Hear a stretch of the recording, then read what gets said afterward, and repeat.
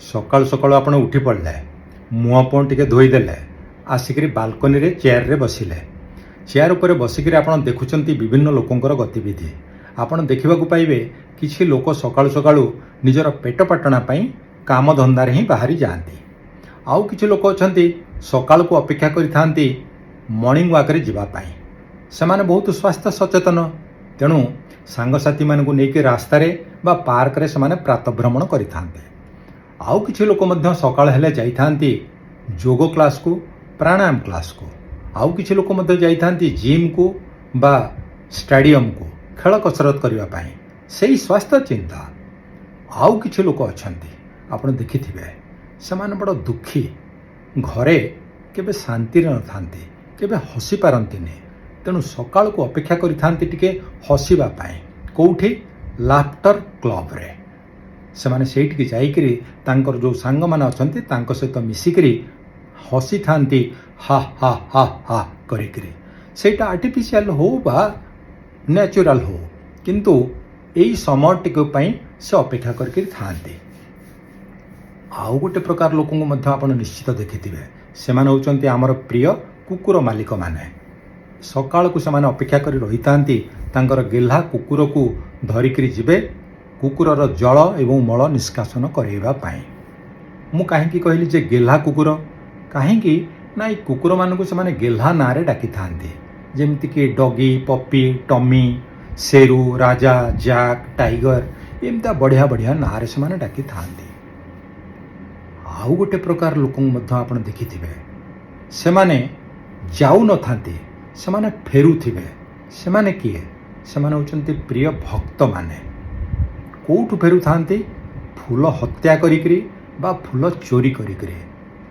ଆପଣ ତ ଏଇଠି ଟିକେ ବିବ୍ରତ ହେଇଯାଇଥିବେ ଏ କଥା ଶୁଣିକିରି।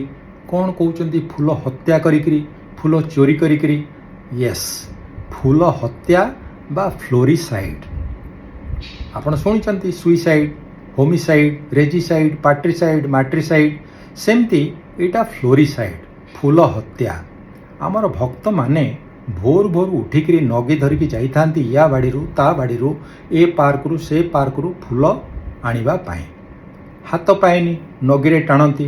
ଟାଣିଲା ବେଳକୁ ଫୁଲ ଛିଡ଼େଇବା ସହିତ ପତ୍ର ମଧ୍ୟ ଛିଡ଼େଇ ଦେଇଥାନ୍ତି, ଡାଳକୁ ଭାଙ୍ଗି ଦେଇଥାନ୍ତି, ଚେରକୁ ମଧ୍ୟ ଉପାଡ଼ି ଦେଇଥାନ୍ତି। ତେଣୁ ଫୁଲ ସହିତ ସେ ଗଛର ବଂଶ ମଧ୍ୟ ନିପାତ କରିଦିଅନ୍ତି। ଆଉ ଫୁଲ ହେଉଛି ଗଛଟାର ରିପ୍ରଡକ୍ଟିଭ୍ ଅର୍ଗାନ। ଆଉ ରିପ୍ରଡକ୍ଟିଭ୍ ଅର୍ଗାନ ଯଦି ନଷ୍ଟ ହୋଇଗଲା, ଗଲା ଆଉ କ'ଣ। ତେଣୁ ଏଇଟା ହେଉଛି ଫ୍ଲୋରିସାଇଡ୍ ବା ଫୁଲ ହତ୍ୟା, ପୁଷ୍ପ ହତ୍ୟା। ଏଇଠି ହୁଏତ ଆପଣ ପଚାରି ପାରନ୍ତି, ତାହେଲେ ଫୁଲ ଚୋରି ପୁଣି କ'ଣ? ଆପଣ ଯଦି କୌଣସି ମାଲିକର ବିନା ଅନୁମତିରେ କିଛି ନେଇଗଲେ ସେଇଟା ଚୋରି। ସେମିତି ମାଲିକ ଶୋଇଛି, ଆମର ଭକ୍ତମାନେ ଭୋରୁ ଭୋରୁ ଉଠି ନଗିରେ ଯାଇକି ତାଙ୍କ ବାଡ଼ିରୁ ଯଦି ଫୁଲଟି ଆଣିଲେ, ସେଇଟା ଚୋରି ନୁହଁ ଆଉ କ'ଣ। ତେଣୁ ଆପଣ ଆକୁ ଆଇନ ଦୃଷ୍ଟିରୁ ଦେଖନ୍ତୁ ବା ବିଏନ୍ଏସ୍କୁ ପଚାରନ୍ତୁ, ଆଇପିସିକୁ ପଚାରନ୍ତୁ, ସିଆର୍ପିସିକୁ ପଚାରନ୍ତୁ, ତ ଏଇଟା ଚୋରି ନା ଏଇଟା ଭଲ କାମ? କିନ୍ତୁ ଏଇ କଥାରେ କ'ଣ ଭକ୍ତମାନେ ରାଜି ହେବେ? କେବେ ନୁହଁ। ଭକ୍ତମାନେ ରାଗିଯିବେ ଶୁଣିକିରି ଏଇ କଥାକୁ। ସେମାନେ କହିବେ, କି ପ୍ରକାର କଥା ଆପଣ କହୁଛନ୍ତି? ଆମେ ଗୋଟେ ଧାର୍ମିକ କାମ କରୁଛୁ, ପୂଜା କାମ କରୁଛୁ, ଈଶ୍ୱରଙ୍କ କାମରେ ଆମେ ଫୁଲ ଆଣୁଛୁ, ଆଉ ଆପଣ କହୁଛନ୍ତି ଏଇଟା ଫୁଲ ହତ୍ୟା, ଫୁଲ ଚୋରି? This is very bad. ତ ଆପଣ ଏଇଠି ଚିନ୍ତା କରନ୍ତୁ ଏବଂ ଆମର ଭକ୍ତମାନଙ୍କୁ ପ୍ରଶ୍ନ ପଚାରନ୍ତୁ ଯେ ଠାକୁର କ'ଣ ତାଙ୍କୁ କହିଥିଲେ ଯେ ତାଙ୍କର ଫୁଲ ଦରକାର? ଘର ମାଲିକର ବିନା ପରମିଶନରେ ଫୁଲ ଆଣିବାଟା କ'ଣ ଚୋରି ନୁହଁ, ଅପରାଧ ନୁହଁ? ତୃତୀୟ କଥା, ଯେ ଆପଣ ଗୋଟିଏ ଗଛର ଫୁଲ ଆଣିବା ସହିତ ତା ପତ୍ରକୁ ନଷ୍ଟ କରିଦେବେ, ତା ଡାଳକୁ ଭାଙ୍ଗିଦେବେ, ତା ଚେର ଉପାଡ଼ିଦେବେ, ଏଇଟା କ'ଣ ଫ୍ଲୋରିସାଇଡ୍ ନୁହଁ?